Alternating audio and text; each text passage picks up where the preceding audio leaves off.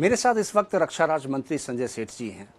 उनसे जरा पूछते हैं कि आखिर क्या चल रहा है। सर, आपको सबसे पहले तो मुबारक हो, क्योंकि आपके मंत्री बनने के बाद मैं पहली बार आपसे रूबरू हो रहा हूँ।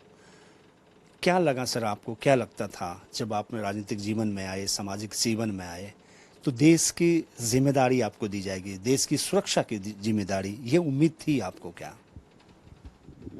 देखो, मेरे सार्वजनिक जीवन में राजनीतिक जीवन के 50 साल हो गए। सन 1974 मैट्रिक एग्जाम पास कर गए थे। जयप्रकाश नारायण आंदोलन था और संपूर्ण क्रांति का नारा था, देश बदलना था। और उस संपूर्ण क्रांति के नारे को जब युवा थे उस समय, तो जयप्रकाश आंदोलन में एक, क्योंकि हम लोग बहुत बच्चे थे, फिर भी मैट्रिक पास कर गए थे, होशोहवास था। और फिर जयप्रकाश नारायण आंदोलन में एक हम सब भाग लेना शुरू किए। तो ऐसे ही आंदोलन में कभी थाली बजाना है, कभी ब्लैक आउट है, कभी सभा करना है, कभी जुलूस निकालना है, कभी मौन जुलूस निकालना है। और हमको याद है कि कदम कुआं में हिंदी साहित्य सम्मेलन का बहुत बड़ा भवन है, वहाँ भी रहते थे। और जगत नारायण रोड पे एक कांग्रेस मैदान होता था, तो वहाँ से ही शुरुआत हुई उस समय से। और आज 2024, 50 साल हो गए। इन 50 साल में बहुत उतार चढ़ाव देखा हमने। तो ये अलगाव कैसे हो गया? जहाँ जेपी के आंदोलन में थे, उसके बाद अटल जी के साथ आप लोग आ गए। हम तो जनसंघ के कार्यकर्ता थे ना, हम सब स्वयंसेवक थे। उस समय तो सब पूरा देश एक हो गया था। उस समय तो पूरा देश एक हो गया था संपूर्ण क्रांति में। पूरा माने कह सकते हैं कि युवा, देश का युवा, गुजरात से जब आंदोलन शुरू हुआ और पूरे देश में फैला, तो पूरा युवा बदलाव की राजनीति। फिर उसके बाद सने सने जब पार्टी बनी तो अटल अडवाणी, कमल निशान, मांग रहा हिंदुस्तान, ये नारा होता था। जहां हुए बलिदान मुखर्जी, वो कश्मीर हमारा है, सारे का सारा कश्मीर हमारा है। फिर उसके बाद नारा एक और हुआ, राम लल्ला हम आएंगे, मंदिर वहीं बनाएंगे। तो 1980 से राजनीतिक यात्रा शुरू हुई। फिर उसके बाद जगन्नाथ मिश्रा मुख्यमंत्री होते थे। जगन्नाथ की क्या पहचान, 5 लाख ले फिर जलपान, ये सब नारे होते थे। और वो दिन भी याद है, 1981 में जगन्नाथ मिश्रा ने एक प्रेस बिल लाया था, काला कानून, कि प्रेस अखबार में वही छपेगा जो सरकार चाहेगी। डिप्टी कमिश्नर उसको पास करते थे कि डीसी अप्रूव करेंगे तो वही न्यूज छपेगी। काला कानून था। सर, आपने एक लाइन कहा कि जहां आपके नेताओं का बलिदान हुआ था, वहीं वो हमारा जगह होगा, जम्मू कश्मीर का। और आपने आपके मैनिफेस्टो में हमेशा, जब भी आप चुनाव मैदान में गए तो था। तो आज तो आप संतुष्ट होंगे? मेरा सौभाग्य रहा ऐसे लाखों कार्यकर्ताओं का। मुरली मनोहर जोशी राष्ट्रीय अध्यक्ष थे, एकता यात्रा थी, और हम सब चल पड़े एकता यात्रा के लिए जम्मू कश्मीर। और जम्मू कश्मीर में हमारे राष्ट्रीय अध्यक्ष उस समय तत्कालीन मुरली मनोहर जोशी, आज के माननीय प्रधानमंत्री नरेंद्र मोदी सारथी थे, प्रमोद महाजन जी। और लाल चौक पर इतना बड़ा तिरंगा फहराया। और उस समय मोटार से, रॉकेट लॉन्चर से नहीं, आतंकवादियों की ओर से लाल चौक पे उधर झंडा फहरा, उधर वो रॉकेट लॉन्चर चल रहे, और हम सब सभा हुई। हमने ऐसा स्वागत अपनी जिंदगी में नहीं देखा। आप तो मोटराज नहीं चलेंगे सर, अब तो आप तो देखो, यही है नरेंद्र मोदी। पार्टी जो कहती है वो करती है। और आज धारा 370, 35 से खत्म, और हर सिकारे पे आज डल लेक पे भारत का तिरंगा लहराता है। और आज सभी सरकारी कार्यालयों में तिरंगा। आज धारा 370 हटने के बाद आज कश्मीर में शांति आ गई, पत्थरबाज गायब हो गए। हर घर में तिरंगा, हमारा प्यारा न्यारा, हम सबका प्यारा न्यारा तिरंगा लहरा रहा है। यह है प्रधानमंत्री नरेंद्र मोदी जी का संकल्प। प्रधानमंत्री नरेंद्र मोदी का संकल्प, आप रक्षा राज्य मंत्री भी हैं, अब कितना वो पाकिस्तान हमसे हाथ मिला पाएगा? अब देखो, किसी की ताकत, इतनी हिम्मत नहीं है किसी की ताकत। भारत आत्मनिर्भर हो चुका है। यह प्रधानमंत्री नरेंद्र मोदी की शक्ति, जीवन लगा दिया देश को बढ़ाने के लिए। हर क्षेत्र में आज देश अग्रणी, हम 5वीं आर्थिक शक्ति बन गए। आज आज आज रक्षा मंत्रालय आत्मनिर्भर हो रहा है, हो गया। आज देखो कैसे देश की बेटियां आगे बढ़ रही हैं। हाँ, देश, दुनिया आज भारत की ओर देख रही है, भारत की युवाओं की ओर देख रही है। प्रधानमंत्री नरेंद्र मोदी जी ने 140 करोड़ देशवासियों को एक माले में पिरो दिया, कोरोना जैसे युद्ध को जीता। आज आज भारत एक शक्ति के रूप में दुनिया में उभरा है। यह है भारतीय जनता पार्टी, जो दुनिया का सबसे बड़ा दल और जिसके प्रधानमंत्री नरेंद्र मोदी। सर, प्रधानमंत्री नरेंद्र मोदी 3 बार बने, तीसरी बार। अब आपको क्या, अब लगता है कि हम जो है पूर्ण रूपेण सुरक्षित हैं, हमारी जो रेखाएं हैं, हमारे जो बाउंड्री है वो सुरक्षित है? हाँ हाँ, किसकी हिम्मत है भाई? ये मोदी है, ये मोदी है। और मोदी को कोई आंख नहीं दिखा सकता। अरे ये मोदी है कि मोदी के रहते कोई भ्रष्टाचारी बाहर नहीं रह सकता। ये मोदी है जो एक एक पैसे का हिसाब लेगा। आपने भ्रष्टाचार किया, आपने विकास का पैसा खाया, आपने कमीशन लिया है। मोदी एक एक पैसे का हिसाब लेगा और हिसाब लेकर देश को सौंपेगा। देखो, ये मोदी है। और ये मोदी 140 करोड़ देशवासियों के दिलों में बैठे हैं। आप मोदी की योजना फेल कर सकते हो। जहां कांग्रेस पार्टी का शासन है, जहां टीएमसी है, जहां जेएमएम है, आप उसकी योजना को लटका सकते हो, लेकिन 140 करोड़ देशवासियों को दिलो दिमाग से और हृदय से नहीं निकाल सकते। यह मोदी। एक आम नागरिक की तरह अगर मैं पूछूं, आप तो सदन में रहते हैं, बार बार चाइना का मुद्दा उठा देता है कि हमारे चाइना घुस गए। क्या लगता है कि बर्दाश्त होने वाले? भाई, उनसे पूछो किसके नाना ने इतने एकड़ भूमि दे दी थी चाइना को। आज किसी की हिम्मत नहीं है दुनिया में कि भारत को आंख उठाकर देख सके। भारत ना, ये मोदी है। पहले हम लोग सुई नहीं बनाते थे डिफेंस के क्षेत्र में, अब हम लोग हथियार बना। हम तो भाई हर चीज क्या नहीं बना रहे हैं। जिस दिन दुनिया ने वैक्सीन का इजाद किया, उसने हमने भी किया। एक नहीं, 3 वैक्सीन का इजाद किया।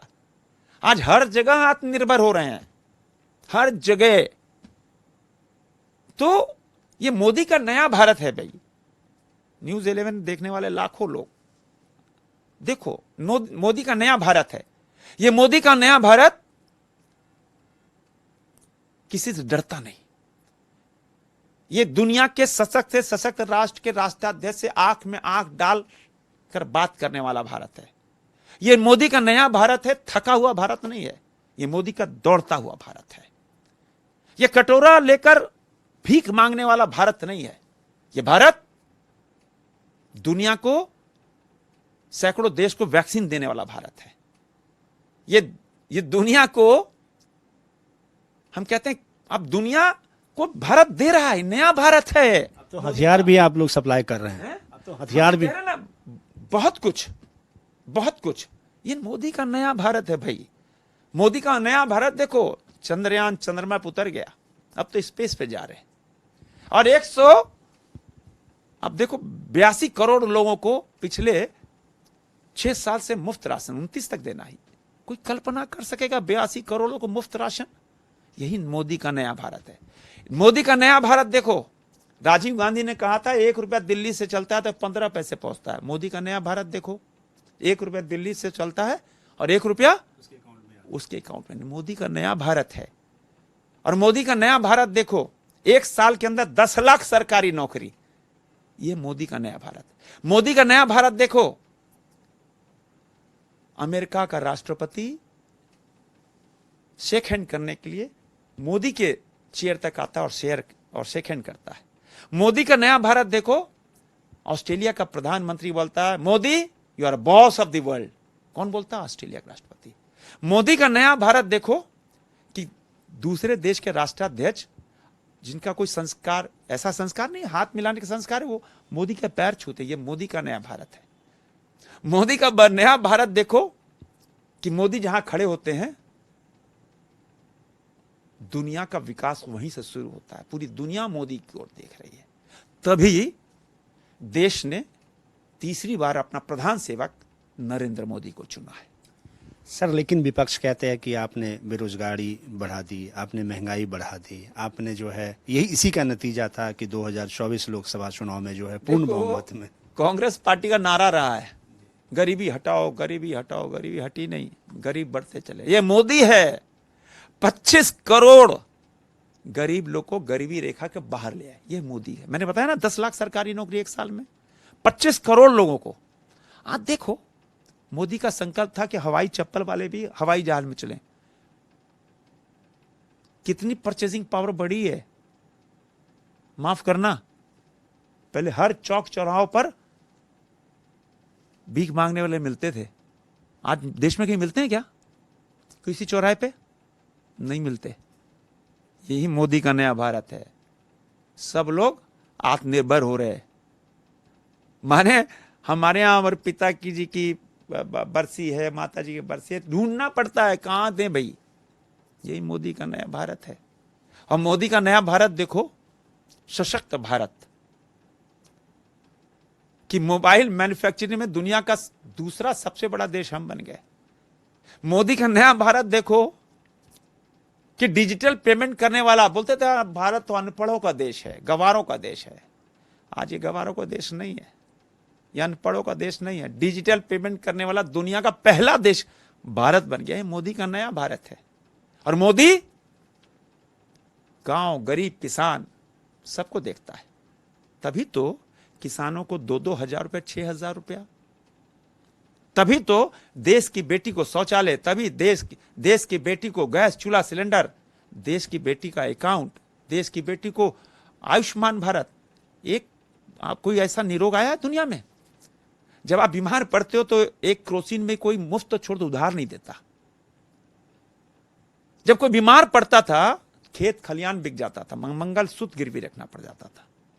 मोदी ने कहा अरे देश की बेटी, अब तुम्हारा मंगलसूत्र गिरवी नहीं रखा जाएगा, तुम्हारी बेटी का बेटा का पढ़ाई नहीं छूटेगा। अब तो 5 लाख का आयुष्मान भारत। दुनिया का कोई देश नहीं कर पाया जो मोदी ने करके दिखाया आयुष्मान भारत। ये मोदी का नया भारत है। घर में बेटी पैदा होती तो लोग उदास हो जाते थे। मोदी ने कहा नहीं, उदास मत दो, ये बेटी है, मां काली, सरस्वती, लक्ष्मी का रूप है। ऐसी ऐसी योजनाएं मोदी ने चला दी। पहली बार देश ने विकास को अपने किवाड़ पे, अपने दरवाजे पे देखा, अपने झोपड़पट्टी पे देखा। तभी देश की बेटी को उसका अभिभावक मिल गया, देश की बेटी को अपना गार्जियन मिल गया। कभी सोचा आपने देश का कोई खिलाड़ी खेलने जा रहा, हर देशवासी सोचता है कि हम भारत पदक तालिका में ऊपर रहे, लेकिन होता नहीं था। दुनिया का कोई देश ऐसा करता है क्या? जब हम किसी टूर्नामेंट में जाएं, ओलंपिक में जाएं, कॉमनवेल्थ में जाएं, एशियन गेम में जाएं, कोई टूर्नामेंट में जाएं, मोदी पहले उसको अपने घर बुलाते हैं, उसको चाय पिलाते हैं, उसको शाबाशी, उसको मोटिवेशन करते हैं। जीतता या हारता है तो मोदी उनको पीएम हाउस बुलाते हैं, उससे बात करते हैं, हौसला अफजाई करते हैं। और जीतता या हारता है तो ग्राउंड पे ही मोदी फोन करते हैं, हौसला अफजाई करते हैं। अभी देखो, अभी ओलंपिक खेलने जा रहे, मोदी जी ने सबको बुलाया, खिलाड़ियों को परसों मनोबल बढ़ाया, सबको। क्रिकेट टीम विश्व विजेता बन के आई, ग्राउंड पे बात किया और प्रधानमंत्री आवास बुलाकर शाबाशी। यह है मोदी। हर क्लास, हर जगह सबको बढ़ाना, सबको मनोबल बढ़ाना, सबको आत्मनिर्भर बनाना, यही मोदी है। और मोदी की गारंटी देश में सर चढ़ के बोल रही है। लेकिन बहुत लोग, पच नहीं रहा लोगों को कि मोदी ऐसा क्यों काम कर रहा है। मोदी तो देश को बहुत आगे ले जा रहा है। लेकिन मोदी तो कहते हैं ना, सनातनी धर्म की कर रक्षक भी बन के आ गया है। तभी तो राहुल जैसे लोग, बालक बुद्धि वाले लोग कहते हैं कि हिंदू हिंसक होता है। अरे हिंदू कभी हिंसक हो सकता है क्या? अरे हिंदू तो इतना बड़ा हिंदुत्व सनातनी धर्म है कि हम छोटी सी पूजा करते हैं, हम सत्यनारायण भगवान की पूजा करते हैं ना, तो क्या कहते हैं? मानव समाज का कल्याण, विश्व का कल्याण हो। हम विश्व के कल्याण में बात करते हैं। अपनी धरती को मां कहते हैं। कोई देश अपनी धरती को मां कहता है क्या? कोई जानवर को कोई मां कहता है? नहीं। हम गौ को गौ माता कहते हैं, उसमें ईश्वर ढूंढते हैं। यह है हिंदुत्व, यह है सनातनी धर्म। लेकिन कुछ लोगों को लगता है कि भाई लेकिन उन्होंने सर वो तो करोना है, हिंदू तो क्या क्या बीमारी का नाम दे दिए। लेकिन उन्होंने ये कहा कि आप लोग हिंदू नहीं है, हिंदू ऐसा नहीं करता। उनका जो पार्लियामेंट में स्पीच, मैं तो मौजूद था सामने। उन्होंने कहा आप तो बाहर सुन के उनके बचाव में खड़े हो रहे हो राहुल गांधी के। नहीं मैं बचाव नहीं, मैं सवाल पूछ रहा हूं। सुन लेना। उन्होंने कहा हिंदू हिंसक होता है। अरे कहा हिंदू हिंसक हुआ भाई? हिंदू जैसा सही सुन धर्म तो दुनिया में हर धर्म अच्छे हैं, किंतु हिंदू को गाली देना एक फैशन बन गया है। हिंदू को गाली दो, वोट बैंक बनाओ। हिंदू को गाली दो, वोट बटोरो। ये मोदी है। जब तक मोदी है, किसी माई के लाल की हिम्मत नहीं है कि हिंदुत्व के खिलाफ कोई आंख उठा के देख सके। किसी माई के लाल की हिम्मत नहीं है कोई सनातनी धर्म को गाली दे सके। किसी माई के लाल की हिम्मत नहीं है किसी भारतवासी को आंख उठा के देख सके। अरे मोदी का नया भारत देखो अमर जी। यूक्रेन में युद्ध चल रहा था, रशिया यूक्रेन में। भारत के छात्र फंसे थे। भारत के छात्र तिरंगा लेके निकले। हमने अपने छात्र को तो निकाला ही, 28 देश के छात्रों को भारत का तिरंगा लेकर निकलना पड़ा। उतना तो छोड़ दो, पाकिस्तान के छात्र भी भारत के तिरंगा निकले। पाकिस्तान के छात्र उस युद्ध भूमि से निकले। यही है मोदी का नया भारत। और ये मोदी का नया भारत, अब देखना तीसरा कार्यकाल मोदी का, न भूतो न भविष्य। सर चढ़ के विकास बोल रहा है, और कोई भ्रष्टाचार करेगा तो उसको तो भाई उसकी दुकान तो बंद होगी, उसको हवालात में जाना होगा। क्या यही वजह है कि विपक्ष जो है आप लोगों को घेरती है, वो उनको पच नहीं रहा है? पच नहीं रहा है कि उनको दुकान बंद हो रही है भ्रष्टाचार की। कितने 6 दशक तक देश को लूटा भाई, विकास का पैसा खाया। अब तो मोदी है, हिसाब लेगा। सर आपके राज्यों में भी राजनीतिक परिवर्तन हो गए हैं, वहाँ किस तरह से देखते हैं आप?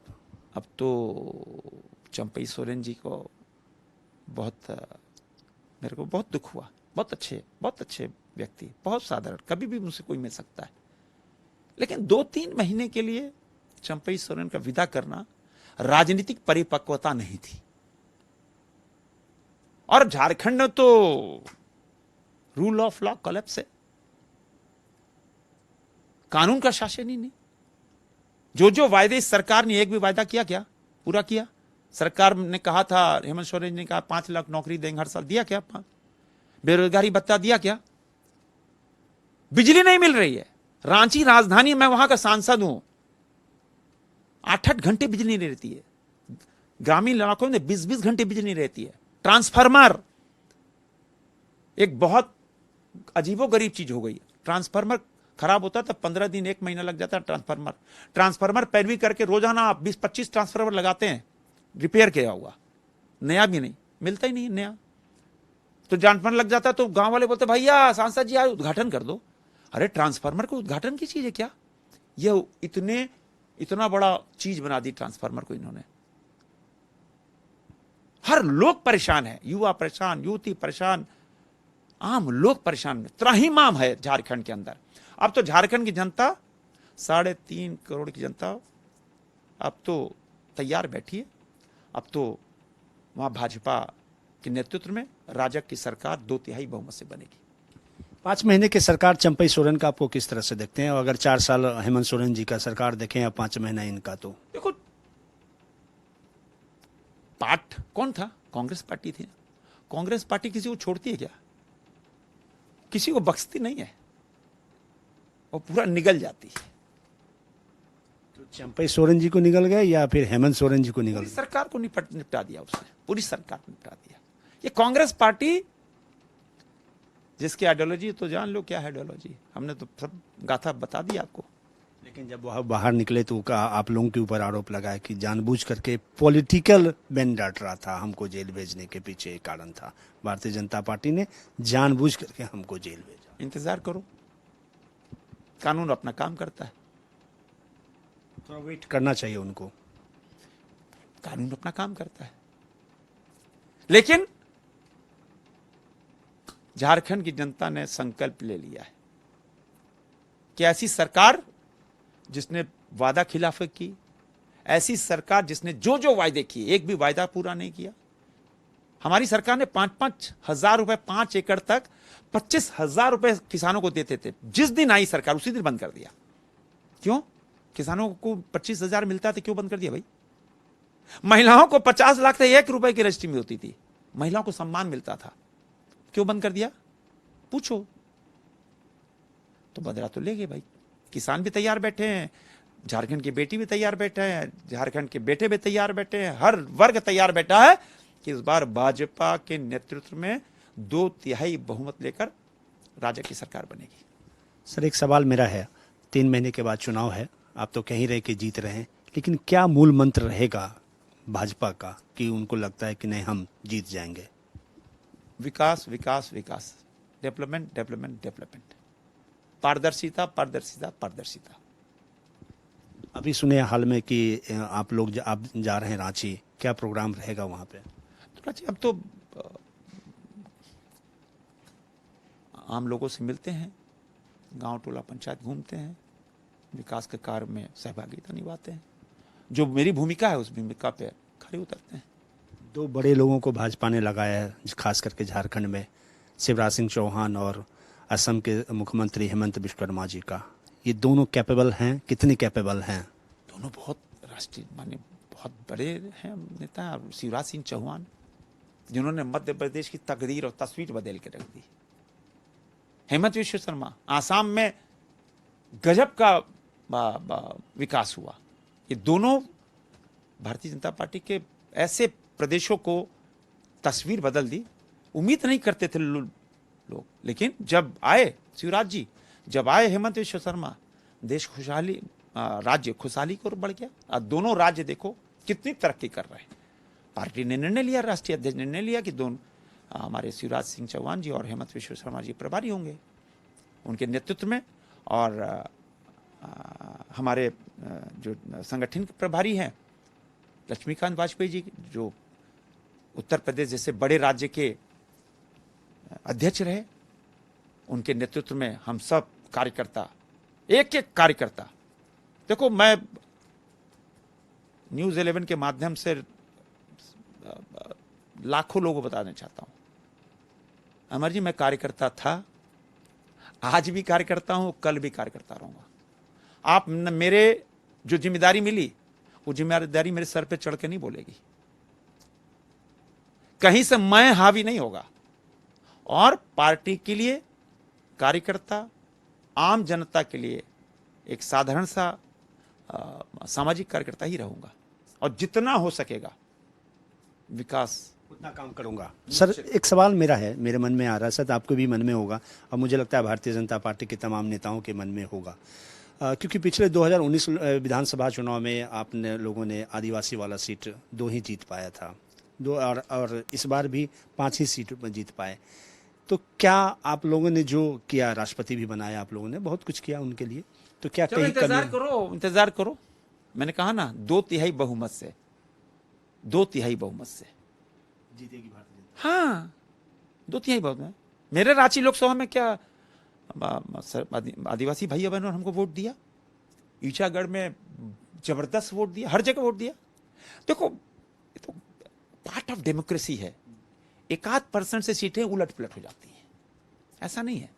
वोट दिया, हाँ बिल्कुल, कोई बोले कि वोट नहीं दिया बिल्कुल गलत है।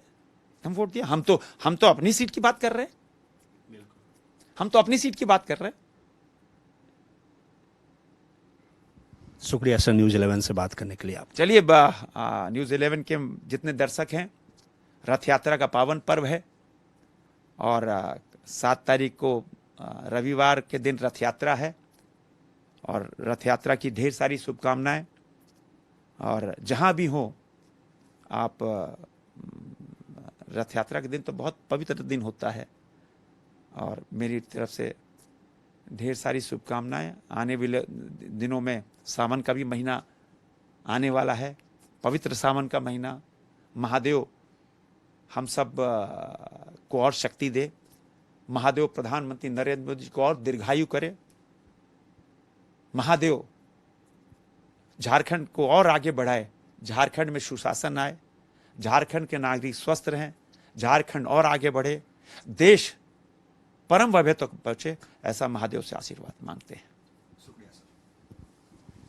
ये थे रक्षा राज्य मंत्री संजय सेठ जी। आपने सुना अपनी बात, अपने जीवन, इन्होंने बड़ा बेबाक होकर के कहा, बताया, और मुझे उम्मीद है जिस तरह से ये कहते हैं कि आने वाले समय में झारखंड में भारतीय जनता पार्टी की सरकार बनेगी, ये तो जनता को तय करनी है।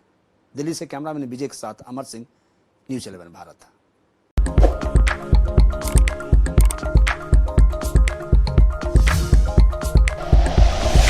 Like and share videos, subscribe करें हमारा चैनल और प्रेस करें बेल आइकॉन। न्यूज़ 11 भारत, सच है तो दिखेगा।